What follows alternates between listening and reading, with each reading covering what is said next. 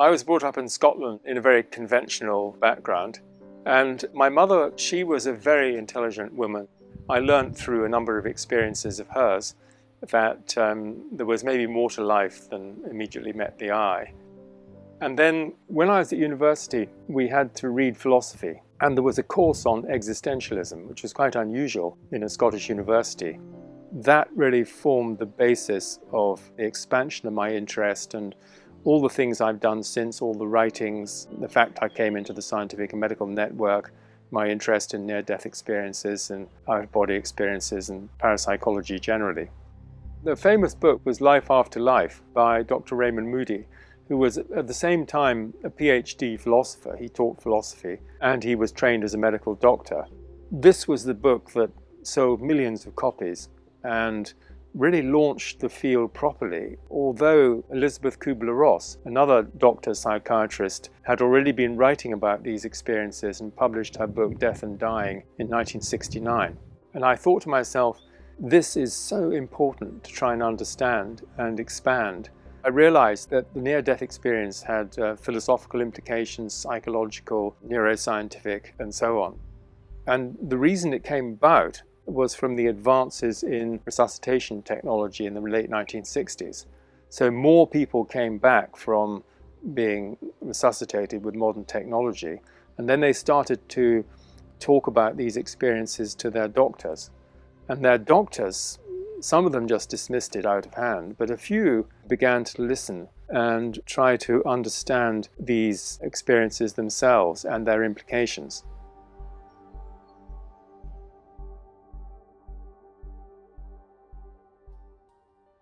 I think a lot of this comes from the mechanistic outlook, which arose during the 17th century, when matter was considered important and primary, and consciousness and feelings and qualities were regarded as secondary. So this leads to the idea that the brain produces consciousness, that matter produces mind, and that mind is really an illusion.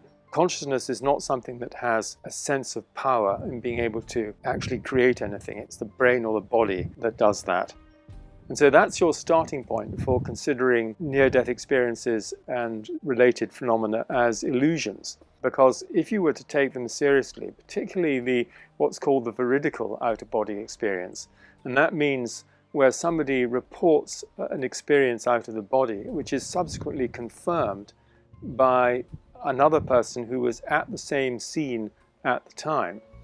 And these are very difficult for the materialist explanation to account for, because there are facts that can be independently checked. And they were witnessed on the one hand by the person having the out-of-body experience, and on the other hand by the person who was, let's say, in the hospital operation room. So it's better than it was, because if you were brought up in the 1950s, like my colleague Dr. Peter Fenwick, you weren't even allowed to use the word. You had response or possibly awareness because of the influence of behaviorism, which was just looking at the human being as a stimulus-response mechanism. But since the mid-1990s, the situation has changed quite a lot. Consciousness has become a legitimate area of study within science. But I think the important thing now is to consider whether you're looking at consciousness within science, a lot of which is about neuroscience and brain imaging and so on, or science within a wider cultural sense of consciousness, which puts the emphasis on personal experience and accessing the deeper levels of reality and trying to understand what that actually means for the nature of consciousness, the nature of reality, and indeed the nature of life and the nature of any consciousness that might survive bodily death. And so these experiences should be studied scientifically and philosophically and psychologically, and they have been. William James is one of my intellectual heroes. James was professor of psychology and philosophy at Harvard from the 1880s onwards. And his most famous work, perhaps, is The Varieties of Religious Experience. And so, like the philosopher Henri Bergson, another philosopher who's much less well known, called F.C.S. Schiller from Oxford, he takes seriously the sorts of experience we've been talking about. And he gives many examples And indeed, he had some of these experiences himself. So this whole area of human experience was open for him. And he said that we should use what he called radical empiricism, which means we should look at every kind of experience and then try to understand it, within a broad framework. So he's in a way one of the fathers of psychology. But I think psychology took a big diversion in the mid-20th century. And we're only now coming back to and taking up some of these wider questions that William James examined. So it's very broad. We have an immediate sense of being conscious. Everybody knows what that means. And so it's implicit and direct. But if you looked at these wider and deeper experiences, they were very hard to account for by the model that the brain generates consciousness. And so his argument is that we need something more along the lines of a filter model, that the brain doesn't generate consciousness, it's a transceiver. It receives and transmits consciousness. Maybe it permits certain types of consciousness, but not others. In other words, it funnels our sense of conscious experience downwards from something wider. And this idea allows the possibility that consciousness, our sense of self, our conscious self, can actually survive bodily death. Whereas if you take a materialist view, then logically, when the brain stops, consciousness is extinguished. And so this is why these experiences, I think, are a huge challenge to an exclusively materialistic understanding of the human being and of human life. And this is consistent with some of the classic cases where when somebody comes out of the body, their consciousness doesn't shut down, it's actually enhanced and intensified. And they find they have different capacities, more capacities than they have or than we have when we're firmly anchored in the physical body. I mean, what we experience through our senses is a narrow spectrum of even of the physical realm. But I suppose the analogy that's often used is that we exist at a certain frequency or level of consciousness, and that there are other higher, more subtle levels of consciousness which correspond to these different forms of awareness, and that when we die, we actually find ourselves in this more subtle realm. But I think we're here for a reason, actually. I mean, the limitation is very important as a quality of life. Plato used to say that the body is a tomb. The body is the tomb of the soul. And so there's this idea of physical existence being a constriction, a restriction, a limit. But I think it's a limit for us to learn certain important lessons, which is, in my view, what life's about.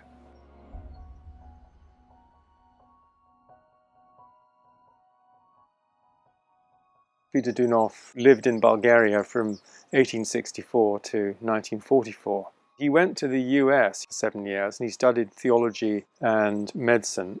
But then he had a series of initiations in 1897, for instance, and then he started teaching himself in 1900.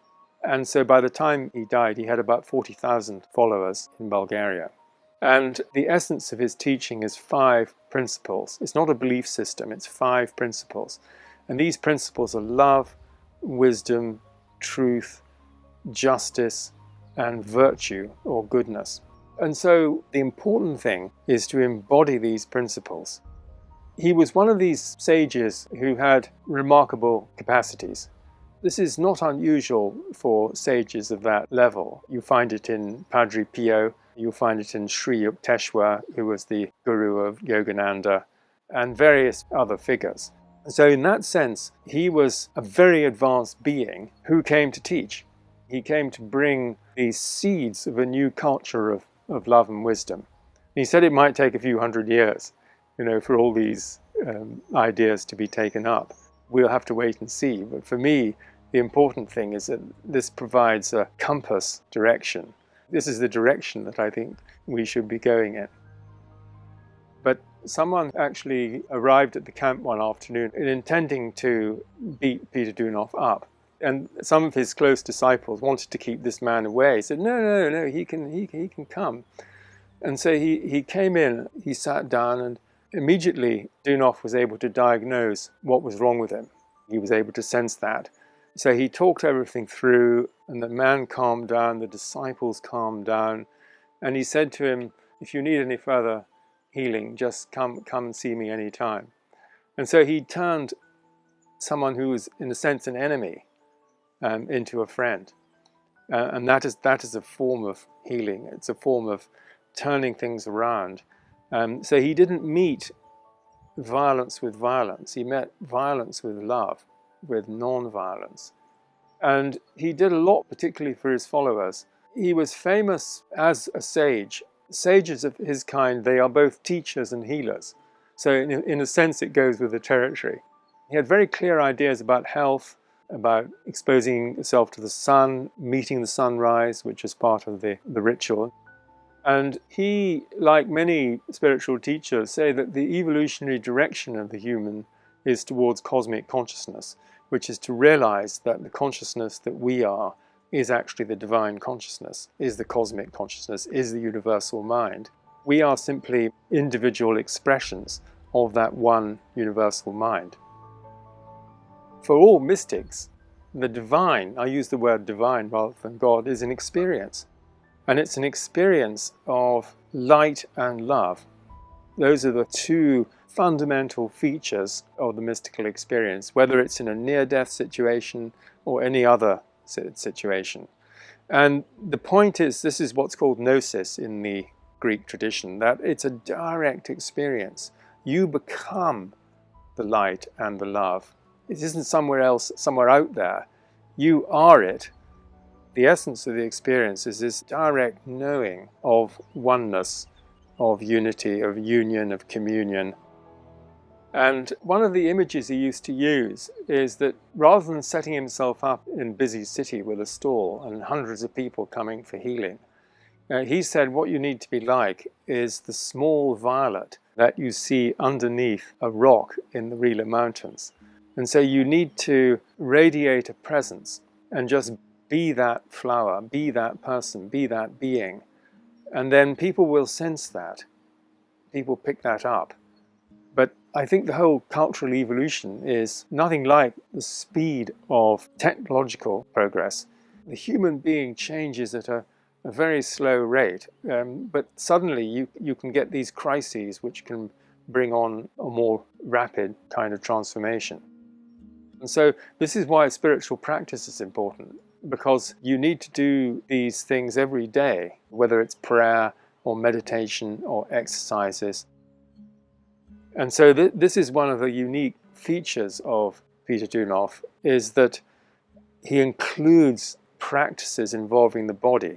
So these exercises and physical exercises, but also the paneurythmy, which is this beautiful series of symbolic movements. So you need to have large windows to let the light in. Small windows mean that the inside of the house is very dark. So when you open the shutters, open the windows and create larger windows, then you create more space to receive the inspiration of the Spirit. So I think this opening process is absolutely key. The daily routine is prayers and exercises and songs. And the will is very important. So the mind is the light, the warmth and love is the heart. And the third principle of truth, truth making you free, corresponds in his system to the will. This was something that I found important because when I was younger, I was an international athlete. So I had to exert a lot of will in order to do the training necessary to win the races and then perform at a high level. But the will involves self-discipline. Doing your meditation or contemplative practices, that involves a certain amount of willpower. I think once you get into the habit, though, of doing these spiritual practices, it becomes easier. And then the prayer is communion with the divine. Peter Doonoff had these formulas, and the formulas are like concentrated prayers or affirmations. Now, I'll just give you the main one, which is one normally repeats 3 times, which is, may we have a heart as pure as a crystal, a mind as bright as the sun, a soul as vast as the universe, and a spirit as powerful as God and one with God. So by affirming this, you are aligning yourself with these higher powers. And then they always say that you get what you need, not necessarily what you want. And I'll tell you a nice story about the ask and receive. He was living in Sofia, it was the capital of Bulgaria, and one of his followers came very late at night to visit him. He was standing outside the door, and he thought to himself, well, the master will know that I'm here. But our 10 minutes went past, 15 minutes went past, he didn't come down. So eventually he knocked, and he came down. And the disciple said to him, well, didn't you know I was here?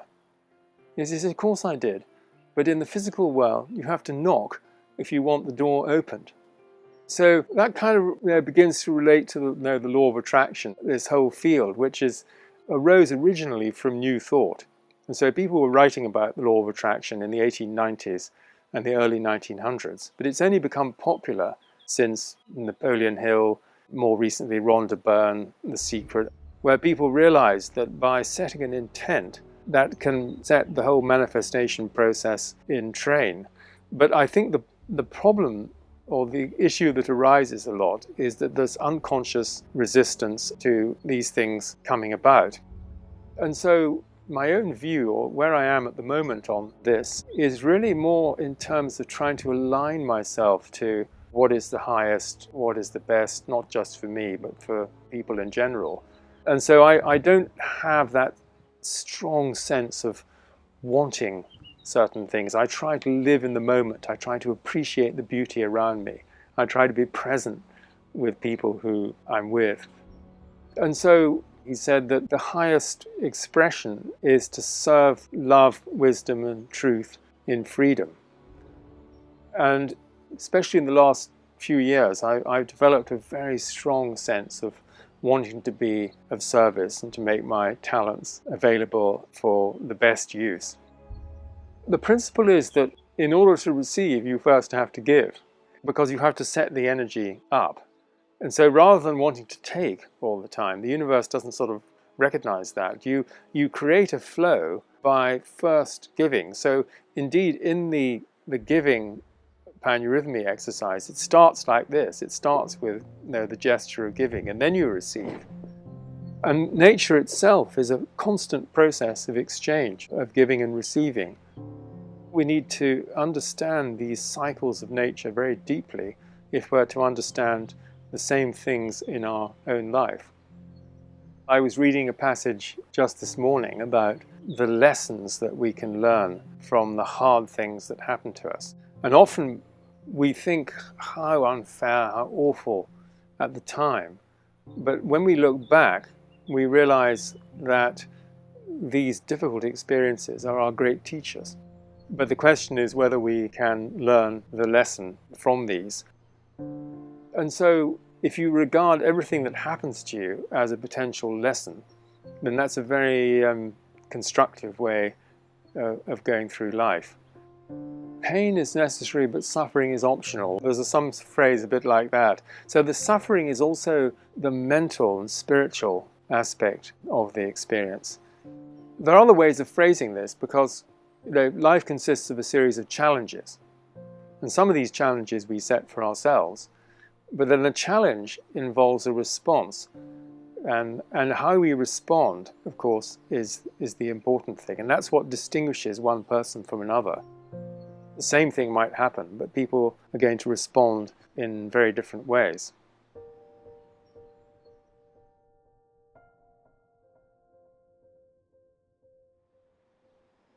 I live in the Cathar region of France, and the Cathars were a small group who regarded themselves as the true Christians, and they were crushed by the Catholic Albigensian Crusade, which started in 1208 and finished effectively in 1244 with the fall of the main fortress Montségur, where 225 parfaits, the initiates, and others were burned on a pyre.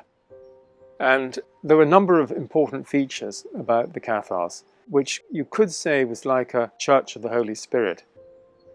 One was that women had equal status, and so women could equally be initiates, or parfaits, or the good men and the good women is how they were called. whereas in the Catholic Church, even now, being a priest is reserved for men. And this was a feature of the whole Occitan culture. And around the same time, you had the troubadours, with the putting of women on a pedestal, as it were, the nobility associated with that. And so the whole culture was very different. The Occitan culture was very different around here. And one of the important things was that these people were good and recognized as good. They didn't just take advantage of their position, which many priests, Catholic priests, did, simply to officiate and have a good living. So they were very ascetic. They were very disciplined in the way that we've been talking about. They had no large official buildings. They just met in houses. And they had a ceremony called the consolamentum, which was given to the initiate when they became initiated. And then you lived at a higher level, as it were. And for the ordinary believers, you received this at the time of death. And so it was by their example that they taught. And so much so that when St. Dominic came to try to convert the local people, he adopted the purity and the simplicity and the hard discipline of the Cathars in order to convince the local people that he was just as good. But I think from a political point of view, they felt that it was so popular that they were in danger of losing the whole populace. And so they had to be wiped out. They were heretics, and there were many forms of heresy in Christianity. And I think that the Cathars, in a way, were a first manifestation of the Reformation. And because like Luther, they criticized the church and the corruption of the church. And they gave an example of what it was to be a spiritual person. And the person who did most for the academic study of Catharism was a man called Théodore Rocher. And he began the Journal d'études cathares in 1949. And interestingly, he had a close understanding and relationship with the teaching of Peter Dunhoff. Because again, historically, although I believe that the Christian message came through Mary Magdalene to the whole of the south of France, historically there was a relationship between the Cathars of Languedoc and the Bogomils in Bulgaria, which in the 20th century, I think the equivalent is the Peter Dunhoff teaching. And I think the other important theme down here is the whole status of Mary Magdalene. And I've recently been taken up with the Gospel of the Beloved Companion. This is the complete Gospel of Mary Magdalene, based on a Greek manuscript which was translated into Occitan, the local language, in the 12th century. And this has been hidden. This Gospel only appeared in public in 2010. And what it shows, and this is a crucial point, is that Mary Magdalene was an initiate, and that she was in fact the leader of the disciples after the death of Jesus, and that she was the one who brought them together. She was given the inner teachings by Jesus. And so it's quite different from the penitent whore idea that you have in the Catholic Church, which was largely created by Pope Gregory at the end of the 6th century.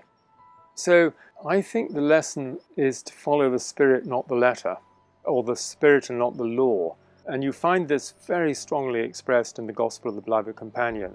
And I should add that the translator, Jeanne de Quillon, is, I believe, a modern Cathar initiate, because she explained to me that the whole tradition was passed down orally through generations of women, and that she herself received long instruction in order to take on this kind of work. And so I think the presence of the Spirit, the embodiment of the principles that we were talking about from Peter Dunhoff, the embodiment of love, of wisdom, of truth, this is really the message. It's not a belief system, and it's an embodiment of principles and a living of principles.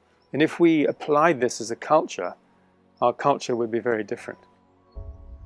And what I've done is actually write a textual commentary or comparative textual analysis between the Gospel of the Beloved Companion and the Gospel of John.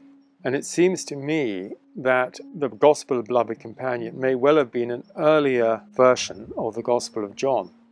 And in it, the coming of Jesus is equated with the coming of the light.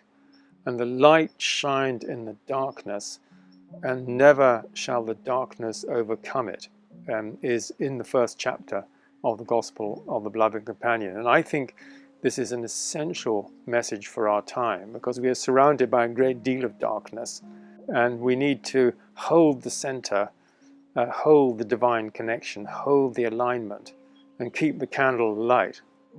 Rather light a candle than curse the darkness is a Chinese proverb, which I remember reading in a very small book.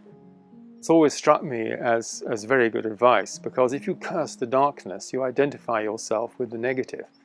Whereas if you light a candle, then you're doing something, you're creating a bit of light in the darkness.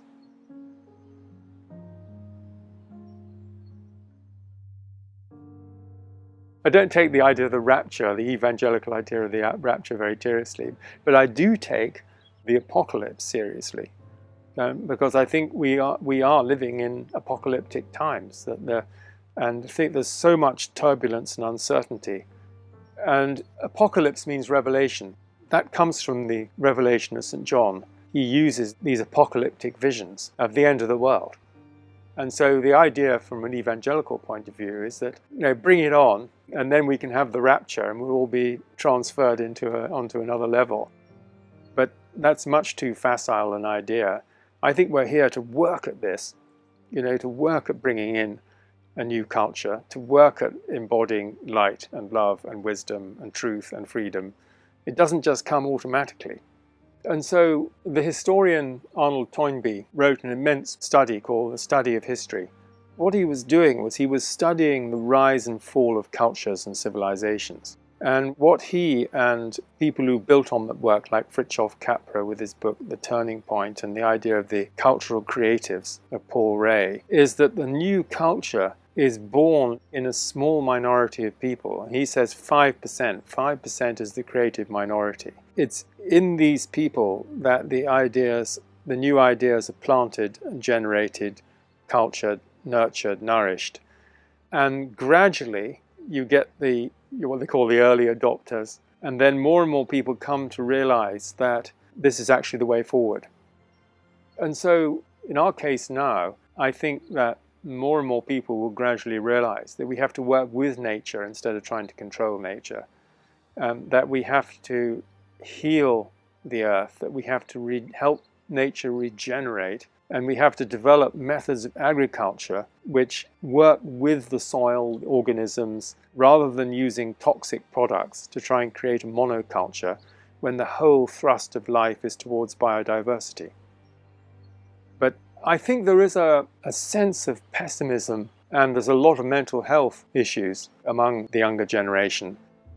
A lot of them feel that they're being handed a world with problems that they themselves didn't create, and yet they're expected to be the generation that really does something about them. And so I can understand that sense of it's being unfair, but on the other hand, this is what you've stepped into. This is what you have to do. So this is another part of my work, which is called Inspiring Purpose. And what I'm trying to do is to help young people generate a sense of purpose, generate a sense that they can happen to life, not just life happening to them, that they can make a contribution, that they can do something for the world and the future themselves, and not just wait for someone else to do it. The old has to give way to the new, but sometimes it takes a long time. And if I'm asked, what do I think the point of life is? Why are we here? Then, in my view, it is to become more loving and wiser, to develop our capacity for love and our understanding for wisdom. It is about faith, but I think if you're operating from a level of gnosis, then you know that these deeper realities, this deeper level of existence, is there, underpins the physical existence. So you're not operating from faith in that sense, you're operating from deep inner knowledge.